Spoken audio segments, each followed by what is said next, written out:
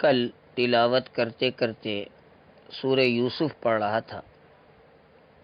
یوسف علیہ السلام 12 بھائی تھے۔ سال کے بھی 12 مہینے ہوتے ہیں۔ 11 بھائیوں سے غلطی ہوئی۔ یوسف علیہ السلام کی وجہ سے اللہ تعالیٰ نے 11 بھائیوں کو معاف کر دیا۔ اسی طرح ہم سے جو 11 مہینے غلطیاں ہوتی ہیں، اللہ رمضان المبارک کی برکت سے اسے معاف فرما دیتا ہے۔ روزے میں بھوک کی وجہ سے معدہ خالی ہوتا ہے، معدے سے آگ اٹھتی ہے، پیاس اس بھٹی کو اور تیز کر دیتی ہے۔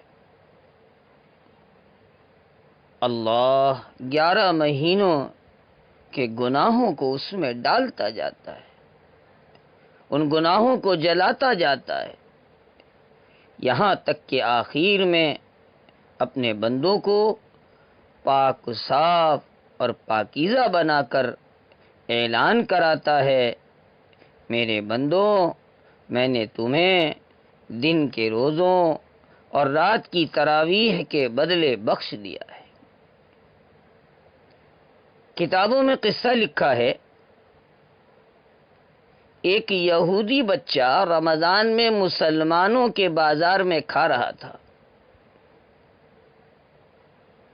باپ نے دیکھا، اسے غصہ آیا اور تماچا مارا اور کہا کہ مسلمانوں کا روزہ چل رہا ہے اور تم اس کا احترام نہیں کرتے۔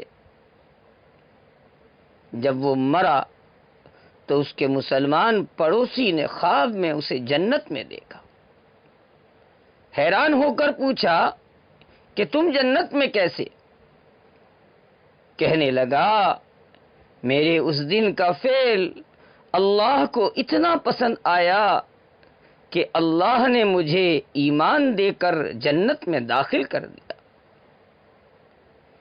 جب یہودی رمضان کا احترام کرے تو اللہ اسے اسلام دے دے، تو ایمان والا جب رمضان کو اس طرح گزارے کہ اس کی رحمتیں کو کھینچتا ہو، اس کی مغفرت کو واجب کرنے والے اعمال میں لگا رہتا ہو، تو اللہ اسے اپنی پہچان بھی دے دیتا ہے، بلکہ اللہ اسے صفت احسان عطا فرماتا ہے۔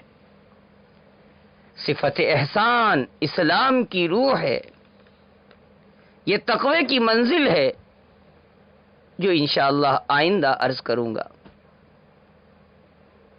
اللہ تعالی روزے اور رمضان کے ذریعے ہمیں متقی بنانا چاہتا ہے۔ ہجرت کے دوسرے سال شعبان میں اللہ نے ایک آیت اتاری، اس میں 3 چیزیں بیان کی: روزے کی فرضیت، روزے کی تاریخ اور روزے کا مقصد، اور فرمایا یا ایھا الذین آمنوا کتب علیکم الصیام، ہم نے تم پر روزے فرض کر دیے، اور یہ ہم نے تم کو کوئی پلنٹی نہیں دی بلکہ تاریخ بیان کی، کما کتب علی الذین من قبلکم، کہ تم سے پہلے لوگوں پر بھی ہم نے روزے فرض کیے تھے، اور اس کا مقصد تمہیں بھوکا رکھ کر نعمتوں سے محروم کرنا نہیں، بلکہ لعلکم تتقون، تاکہ تم متقی بن جاؤ۔ تقوی ایمان کی بنیادی علامت ہے، اور تمام نیکیوں کا مدار تقوی پر ہی ہے۔ متقی کے ساتھ اللہ کا پہلا وعدہ یہ ہے کہ جو گناہوں سے ڈر کر بھاگے گا وَيَجْعَلْ لَهُ مَخْرَجًا، ہم اسے اس مصیبت سے ضرور نکالیں گے۔ زلیخا نے کہا، یوسف میں نے 7 کوٹریوں میں تالے ڈال دیے ہیں اور اپنے بت کو بھی موٹی چادر سے ڈھانپ دیا ہے. ہائی تلک یوسف آؤ نا. یوسف پکار اٹھے. قال معاذ اللہ کہ تم نے تو اپنے معبود کو موٹی چادر سے ڈھانپ دیا اور اس سے چھپ گئیں، مگر میں اپنے اللہ سے نہیں چھپ سکتا. ہمارا اللہ تو وہ اللہ ہے جو کالے پہاڑ پر کالی چونٹی رینگتی ہے، اللہ اسے بھی دیکھتا ہے اور اس کے چلنے پر جو آواز آتی ہے اللہ اس کو بھی سنتا ہے.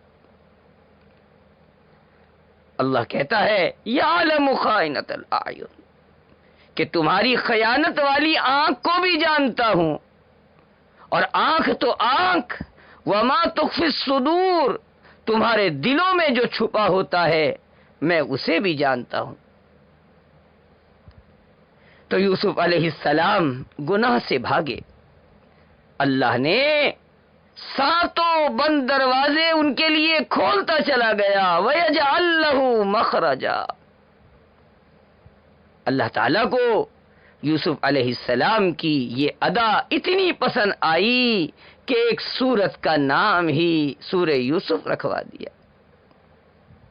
جو تقوی کو اختیار کرتا ہے اللہ کا اس سے دوسرا وعدہ وَمِنْ حَيْثُ لَا يَحْتَسِبْ کہ اللہ ایسی جگہ سے اسے روزی عطا فرماتا ہے جہاں سے اسے گمان بھی نہیں ہوتا. حضرات صحابہ کرام رضوان اللہ تعالی علیہم اجمعین اور اولیاء العظام کے واقعات اس سے بھرے پڑے ہیں. ابو ہریرہ رضی اللہ تعالی عنہ کے تھیلے میں 17 کھجوریں تھیں اور حضرت صلی اللہ علیہ وسلم 10 صحابہ کو بلواتے چلے جاتے اور کھانا کھلاتے چلے جاتے. بعد میں ابو ہریرہ اس تھیلے میں سے کھاتے رہے. ابو بکر کے زمانے میں کھاتے رہے، حضرت عمر کے زمانے میں کھاتے رہے، حضرت عثمان کے زمانے میں اس سے کھاتے رہے. کسی نے پوچھا آپ نے اس میں سے کتنی کھجوریں کھائی ہوں گی؟ تو حساب لگا کر بتایا شاید 1000 ٹن کھائی اور کھلائی ہوں گی. تقوی پر اللہ کا تیسرا وعدہ من امرہ یسرا کہ ہم ان کے کاموں کو آسان کر دیں گے، اور تقوی پر اللہ کا چوتھا وعدہ کہ ہم ان کے گناہوں کو معاف کر دیں گے، اور 5واں وعدہ اللہ کہتے ہیں کہ متقی کے اجر کو ہم بڑھا دیں گے. تقوی کہتے کس کو ہیں؟ یہ احساس دامن گیر رہے کہ اللہ کے حضور حاضر ہونا ہے، اپنے ہر قول اپنے ہر فعل کی جواب دہی کرنی ہے، اور اللہ ہر جگہ مجھے دیکھ رہا ہے. وَهُوَ مَعَكُمْ أَيْنَمَا كُنْتُمْ. آئی وٹنس اللہ خود ہے.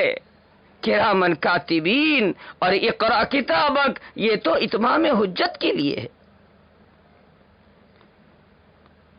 حضرت عمر رضی اللہ تعالی عنہ نے ام القرا ابی بن کعب سے فرمایا کہ قرآن میں تقوی کا بڑا ذکر ہے، تمہارے نزدیک تقوی کیا ہے اسے بیان کرو. عرض کیا امیر المومنین آپ نے ایسی جگہ کا سفر کیا ہے جہاں دونوں طرف کانٹے دار جھاڑیاں ہوں، ذرا دائیں اور بائیں ہوئے تو کانٹے چبھ جائیں، کپڑے پھٹ جائیں. اس طرح زندگی گزارنا یہ تقوی کی حقیقت ہے. علامہ ابن کثیر رحمۃ اللہ علیہ لکھتے ہیں کہ تقوی نام ہے اطاعت کا، فرما برداری کا. فرما برداری کی 2 قسمیں ہیں. پہلی قسم اللہ نے جن کاموں کے کرنے کا حکم دیا ہے اسے پابندی سے کرنا، اور جن حرام اور ناجائز چیزوں سے بچنے کا حکم دیا ہے اس سے بچنا.